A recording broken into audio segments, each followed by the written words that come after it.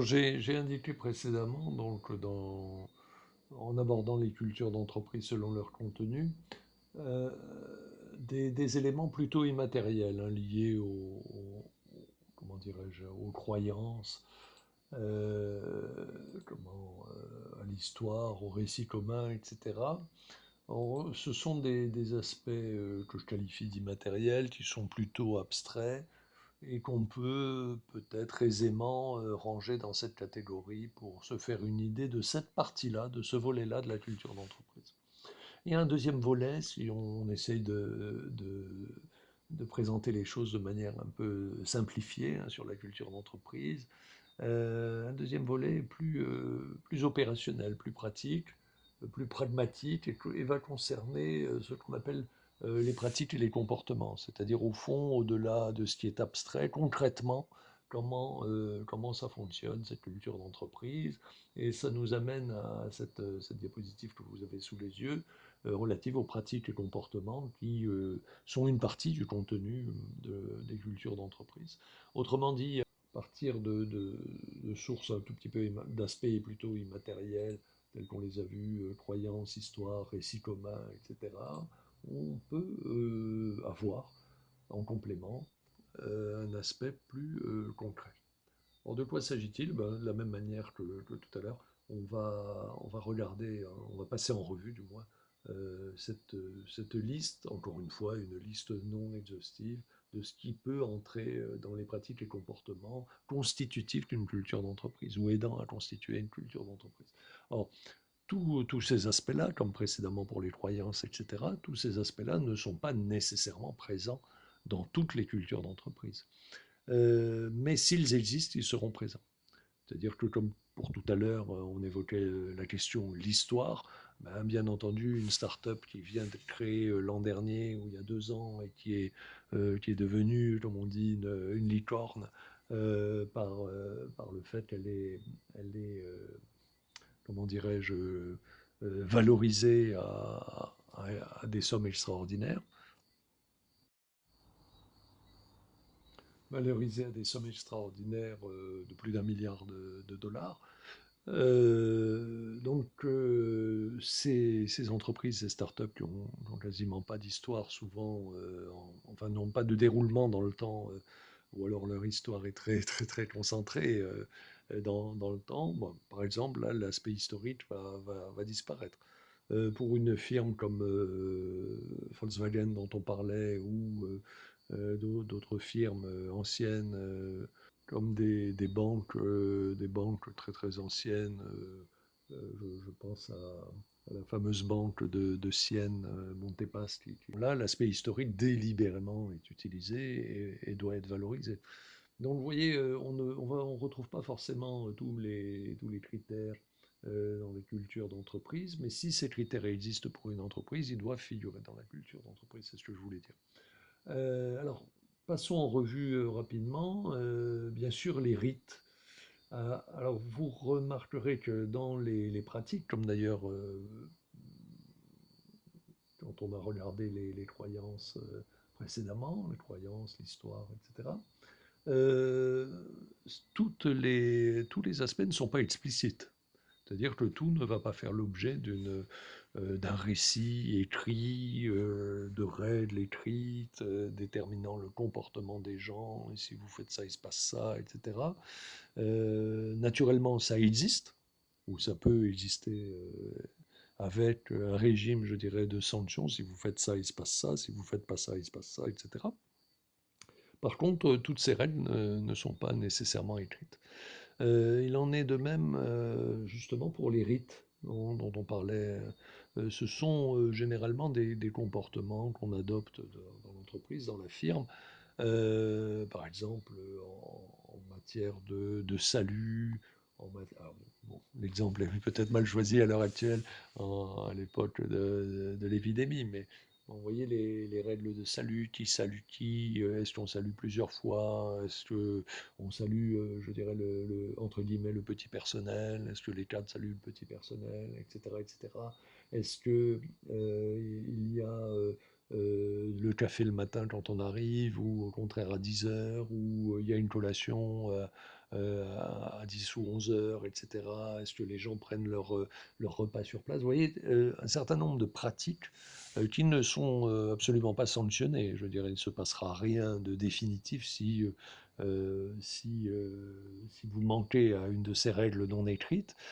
Par contre, euh, pour forger en quelque sorte l'unité du personnel dans l'entreprise, l'unité des collaborateurs autour de l'entreprise, c'est un peu ce qui est attendu de la culture d'entreprise, même si c'est jamais dit de cette manière-là, mais vous vous souvenez, les définitions qu'on a vues, elles tendent à cet objectif fédérateur. Et ben, naturellement, la personne qui ne respectera pas les rites non écrits, les traditions en quelque sorte, pourra éventuellement être mise de côté et être marginalisée dans l'entreprise. Donc ça, c'est un aspect de la culture d'entreprise qui est très très intéressant, d'autant que alors les rites de ce point de vue-là peuvent être vus de manière un tout petit peu négative dans la mesure où ils peuvent être l'objet de sanctions, mais ils peuvent être aussi vus de manière positive, de plusieurs manières en tout cas, d'un point de vue positif, par exemple en favorisant l'intégration, la reconnaissance des collaborateurs qui se reconnaissent entre eux, etc. Également en rassurant euh, les, les collaborateurs. Alors, le fait qu'un rite rassure, ça n'est pas propre à la culture d'entreprise, hein. On retrouve ça également dans l'enseignement, dans les rapports de pouvoir, etc., quels qu'ils soient. Le fait que les gens entre eux adoptent, et c'est un peu l'idée des rites, hein, les gens entre eux adoptent des comportements prévisibles. C'est quand même de nature à rassurer de part et d'autre, hein, les personnes. Autrement dit, je dirais, imaginons un enseignant qui soit totalement imprévisible et qui tantôt soit très très gentil, tantôt ben, il lui passe quelque chose par la tête et devient extrêmement mauvais, il punit des élèves en classe, il crie, vous voyez, comme ça a pu peut-être nous arriver à tous dans notre cursus. Vous voyez, ou qui comment dirais-je, est totalement imprévisible, par exemple, sur les contrôles. On ne sait pas quoi réviser, on ne sait pas où réviser, on ne sait pas quand réviser, vous voyez. Ces éléments d'incertitude, pour les élèves, ou pour les étudiants a fortiori, mettent mal à l'aise. Donc les rites, c'est-à-dire le respect de certaines règles, notamment, bah, par exemple, il y a un contrôle, on dit sur quoi va porter le contrôle. Pas le sujet, bien sûr, mais on donne au moins le programme. On dit comment va se dérouler le contrôle, est-ce que c'est un QCM, est-ce que c'est un devoir, est-ce que vous le faites sur place, est-ce que c'est un truc en commun, etc. Ce sont des éléments pour assurer, même l'annonce du pire, je dirais, entre guillemets, un travail, un devoir à faire en classe, chronométré ou de durée limitée, etc., qui vaudrait pour 50% de la note finale, je dis n'importe quoi. Vous voyez, quelque chose assez, avec un préavis relativement faible, même le pire, à partir du moment où c'est régulier et c'est annoncé, et on communique là-dessus, c'est déjà mieux ressenti. Je pense que en tant qu'étudiant dans un passé déjà un peu ancien, ou en tant qu'enseignant, on préfère avoir des certitudes. Et les rites, c'est une manière de sécuriser en quelque sorte les rapports. Tiens, on prend le café, ben, j'en profiterai pour parler de ça, ou au contraire on détend l'atmosphère, ou ouais, voyez un peu l'idée. Les structures de pouvoir sont importantes aussi, hein. Elles ne sont pas nécessairement matérialisées, hein. C'est-à-dire que le pouvoir n'est pas toujours là où on croit. Et c'est intéressant, justement, dans les cultures d'entreprise, d'expliciter là où se trouve le vrai pouvoir, et puis éventuellement de faire une cartographie, de savoir, il y a le pouvoir apparent, hein, qui est lié à l'aspect juridique, et puis qui décide vraiment dans l'entreprise, quelle est l'origine de ce pouvoir, est-il concentré, est-il diffus, s'exprime-t-il à travers une hiérarchie ou au contraire de manière un peu plus horizontale. Donc structure du pouvoir est importante. D'où vient le pouvoir, hein, quelle est son origine? Est-ce que ce sont les détenteurs du capital, les détenteurs de l'entreprise, les héritiers de l'entreprise, etc., etc. Bon. Les codes vestimentaires, oui, ils s'apparentent un tout petit peu aux rites aussi, hein, ils ne sont pas nécessairement officialisés. Souvent, on se contentera de formules très génériques ou générales, du style tenue correcte exigée. Mais ça ne veut pas dire grand-chose, de la même manière que le langage, la manière dont on parle. Langage correct exigé, ça va de soi, mais quel est le bon code vestimentaire? Quel est le bon langage? Tout ça, ça s'apprend, je dirais, je reprends cette expression par frottement, si on peut dire, entre l'individu et le groupe, ou l'individu et certaines personnes du groupe, les anciens, les mentors, etc., qui vont dire ça, ça se fait pas, ça se fait pas, et ils vont le dire à blanc, je dirais, sans nécessairement de conséquences pour la personne. Ils vont être bienveillants. C'est un peu le développement de ce qu'on appelle maintenant la bienveillance, c'est-à-dire ne pas euh, faire le bien aux gens et ne pas forcément euh, euh, voir quelque chose de mal dans les erreurs qui peuvent être faites, par exemple. Alors les méthodes de travail aussi jouent dans ces pratiques culturelles, ces pratiques, oui, culturelles et ces comportements culturels dans l'entreprise. Est-ce que, par exemple, on travaille en groupe, ou est-ce que le travail est solitaire? Est-ce que la responsabilité est de groupe ou est-ce que la responsabilité est individuelle? Ceci pouvant expliquer cela, hein. Si le partage du travail est très individualisé, à ce moment-là, on peut imaginer que la responsabilité sera également très individualisée, inversement. Est-ce qu'il y a des outils collaboratifs, hein, qui permettent aussi de travailler de manière différente?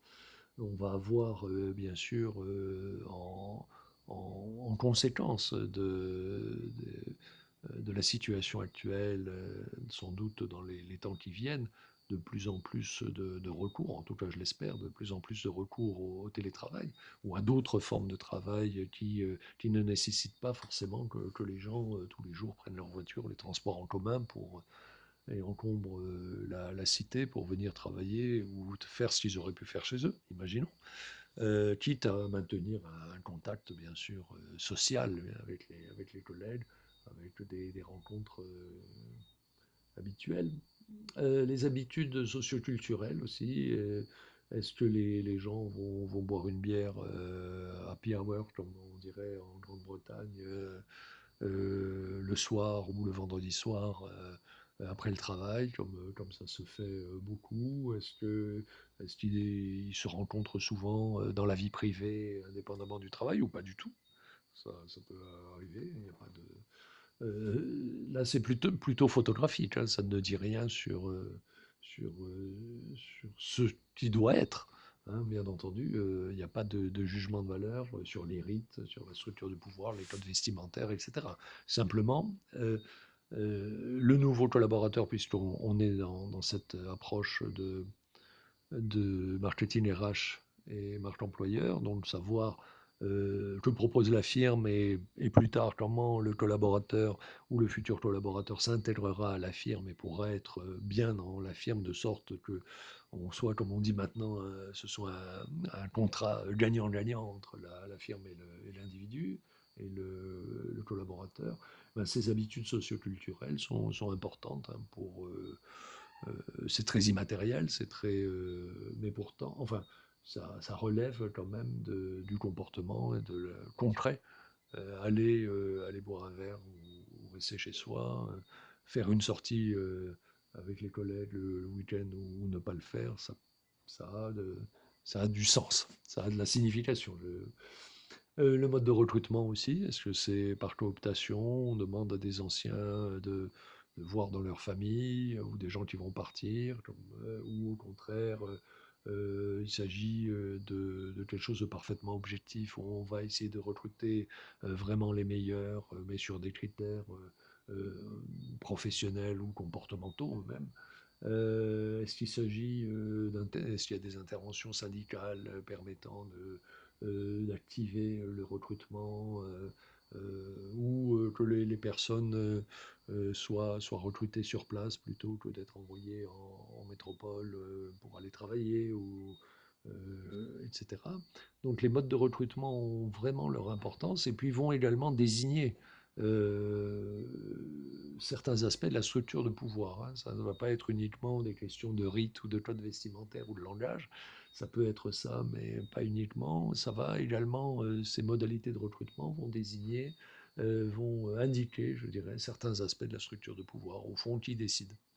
À quel niveau ça se décide? Et on peut avoir des entreprises qui sont relativement grandes, de plusieurs dizaines de salariés, dirons-nous, ou plusieurs centaines de salariés, euh, pour lesquels ben, c'est une personne unique, hein, le patron, qui va décider de tout, et il n'y aura pas d'échelon intermédiaire, si vous voulez. On peut tout à fait envisager ça, ou alors envisager quelque chose de beaucoup plus décentralisé, de beaucoup plus de recrutement, je dirais, faisant confiance a priori aux gens, mais avec quand même le risque de se tromper, hein, donc, et de savoir qui va payer les pots cassés si le recrutement n'a pas été bon. Question du temps de travail aussi, hein, je l'indique hein, parce que c'est intéressant. Le temps de travail, c'est un marqueur hein, de certains types d'entreprises ou de certaines cultures d'entreprise, là pour le coup, véritablement, culture d'organisation. Il y a des organisations où on travaille relativement peu, où le travail n'est pas nécessairement la première qualité, mais on va privilégier plutôt des qualités sociales, ou des qualités sportives, ou des qualités d'ambiance, ou, etc., etc. Donc on va privilégier aussi un résultat. On va considérer qu'au fond, ce qui compte, c'est le résultat et que si on y arrive sans forcément beaucoup travailler, mais au contraire, avec tous les aspects que je viens d'évoquer, l'ambiance, le plein air, le sport, la voile, des trucs comme ça. Moi, je le dis en riant parce que c'est dans certaines entreprises en Australie, on m'a dit que ça, on- des gens ont vécu ça hein, et me l'ont rapporté hein, en disant que bon, c'était pas forcément des gros bosseurs. Par contre, bon, il y avait une bonne ambiance et ils savaient travailler quand il fallait travailler, etc. Donc le temps de travail peut être vu de manière assez souple ou assez rigide. Ou à ce moment-là, on va confondre les moyens et la fin, si vous voulez, les moyens et les objectifs. On va considérer que le fait d'être à l'heure au bureau et de partir tard ou de partir après une certaine heure et d'arriver avant une certaine heure est en soi un critère d'intégration à la firme, si vous voulez. Sans se préoccuper finalement de la nature du travail. Est-ce que la personne passe un peu de temps au téléphone, passe un peu de temps au café, passe un peu de temps à la cafétéria, passe un peu de temps à discuter avec les collègues, avec un dossier sous le bras dans les couloirs, etc. etc. Alors c'est pas le dernier aspect, c'est le dernier aspect sur la diapositive, mais c'est pas le dernier aspect dans la réalité, hein, vous l'avez compris, mais le secret ou la transparence, est-ce que l'entreprise cache tout ou au contraire, est-ce qu'elle est relativement transparente? Et naturellement, il y a des degrés hein, entre le secret et la transparence. Ça aussi, ça fait partie des comportements hein, qui peuvent être retenus, hein, qui peuvent être constitutifs des éléments constitutifs pardon, de la culture d'entreprise. Et puis, etc. hein, d'autres choses auxquelles on n'a pas nécessairement pensé euh, ou que je n'ai pas nécessairement écrit.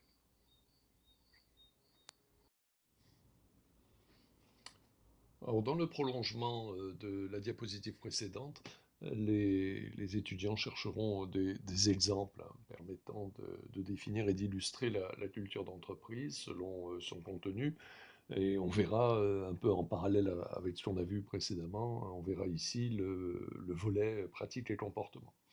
Euh, donc, il faudra chercher à illustrer en entreprise ou plus largement dans les organisations les rites, identifier les structures du pouvoir, euh, les codes vestimentaires, le langage, les méthodes de travail, voir également les habitudes socioculturelles, les modes de recrutement si c'est possible, comment on considère également dans chaque structure, dans chaque organisation ou firme, le temps de travail. Est-ce que travailler beaucoup, c'est par principe valorisé ou au contraire, est-ce qu'on va privilégier les gens qui travaillent peu mais réussissent beaucoup, par exemple en mettant ça au crédit de leur qualité personnelle, de leur intelligence, etc., etc. Euh, il faudra essayer également d'expliciter le, l'environnement, je dirais, de l'entreprise ou la manière dont l'entreprise se comporte vis-à-vis du secret ou de la transparence. Donc voilà, ça me paraît important d'aller un tout petit peu plus loin, comme précédemment, d'aller un tout petit peu plus loin sur ces questions de pratique et de comportement, et notamment en trouvant des illustrations. Alors pas forcément une même entreprise pour tous les cas, mais on peut jouer sur plusieurs entreprises, soit des entreprises locales, soit des entreprises très très connues euh, au niveau national ou international, si les données sur Internet le permettent, par exemple.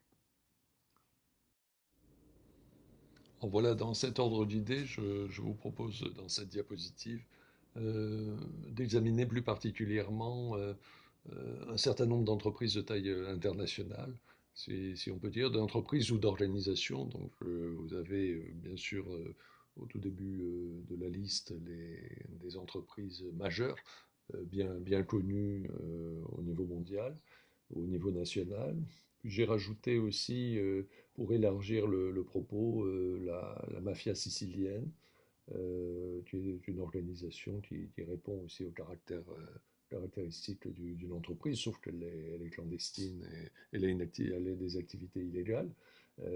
Mais je pense que ça ne change rien à la notion même de culture d'entreprise qu'on pourrait largement euh, consacrer également à la culture des organisations en général. Donc ça peut être une investigation intéressante en reprenant donc les aspects qu'on a vus précédemment, euh, en croisant les aspects qu'on a vus précédemment concernant les croyances, l'histoire, le récit commun ou les récits communs, euh, et les pratiques et les comportements. Donc toutes les informations que vous pourrez trouver sur ces organisations en général, ces entreprises en particulier, seront les bienvenues pour illustrer le cours.